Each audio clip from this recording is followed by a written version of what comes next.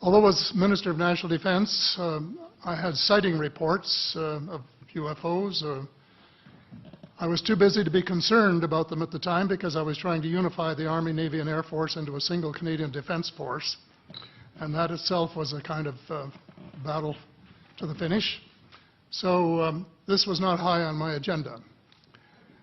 But about 10 years ago, I started getting interested due to a young man from Ottawa sending me material on the subject. I told him I was too busy to read it, but he had confidence that someday I would.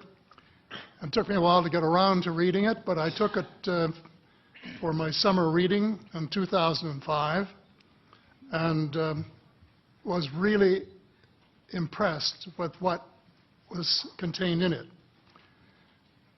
And what I thought to myself is there are huge issues here, huge issues.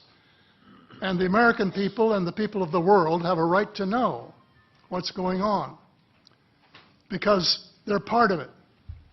It's not just an isolated thing.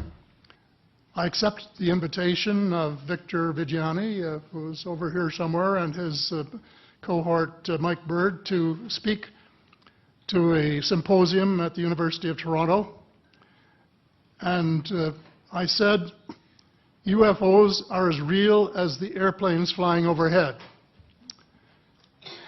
That gave me the dubious distinction of being the first person of cabinet rank in the G8 group of countries to say so unequivocally.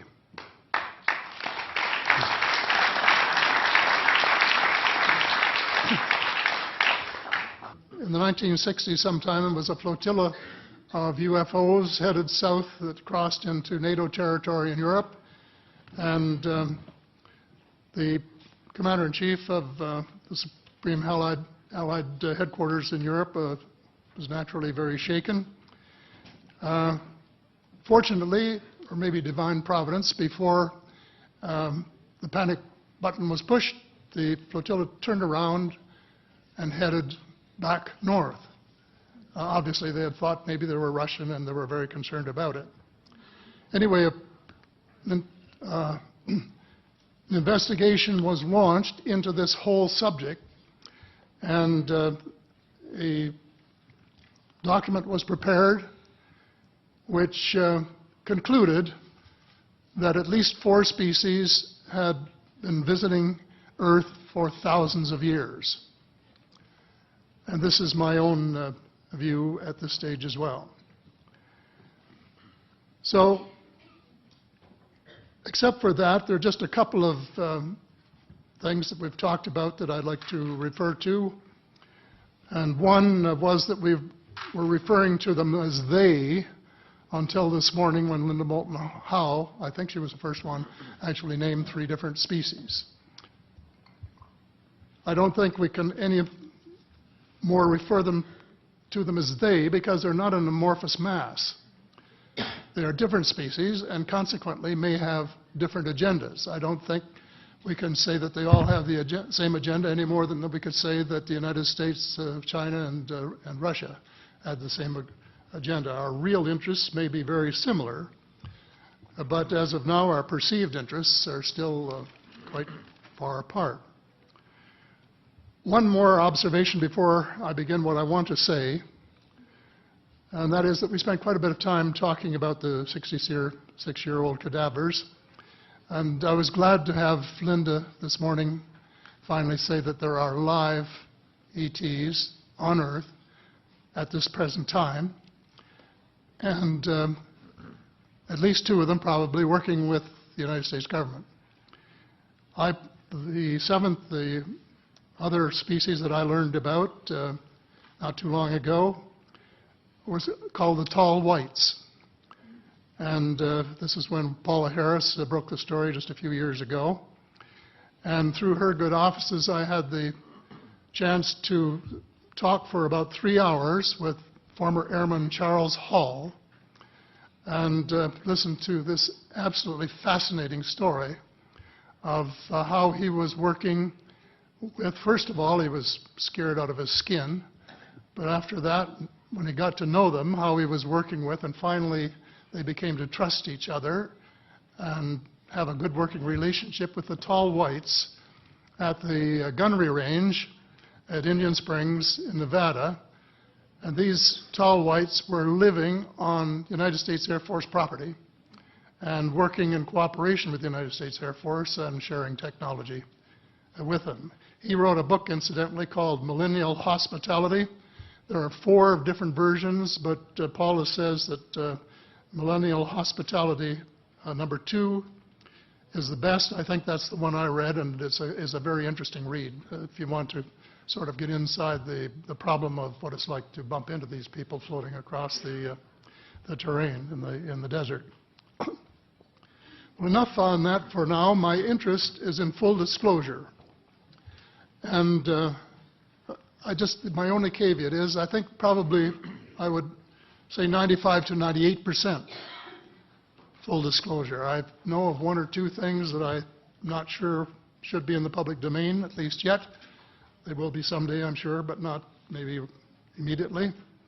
But just as children survive the idea of the Tooth Fairy and Santa Claus when they become adult, I think that tax-paying citizens are quite capable of accepting the new and broader reality that we live in a cosmos teeming with life of various sorts.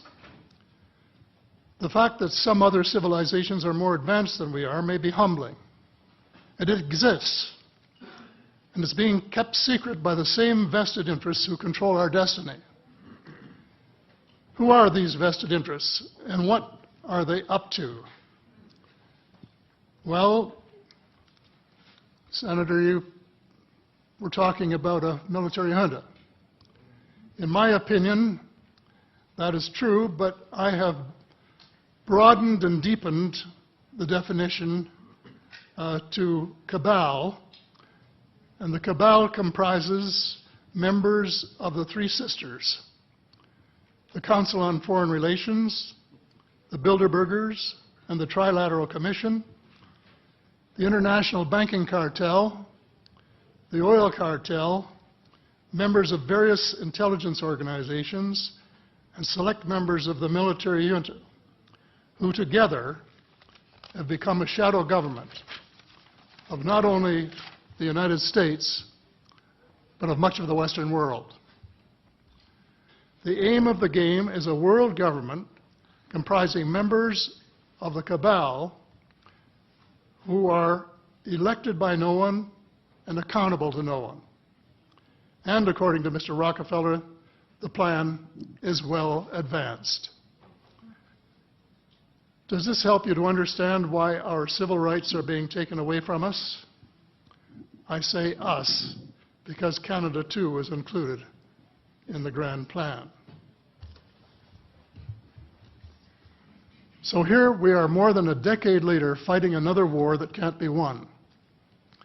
There is no country on earth powerful enough to protect its citizens against fanatical hate, as we learned from the Boston Marathon. And the mere attempt to pursue the impossible pits neighbor against neighbor and the state power structure against everyone. All of the freedoms won by the millions of men and women who fought and died in World War II are being flushed unceremoniously down the drain. The only hope of peace is a negotiated settlement. This will require a paradigm shift in American attitudes. It involves a de facto renunciation of the plan for a new American energy and the adoption of a pledge of cooperation with all humankind to build the kind of world which we are collectively capable of.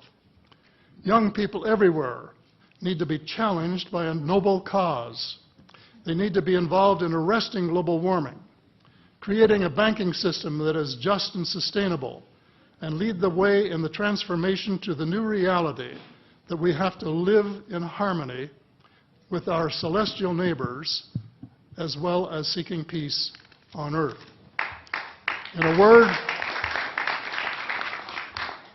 word, we have to become spiritual beings and practice the one tenet that the world's major religions have in common, and that is the Golden Rule.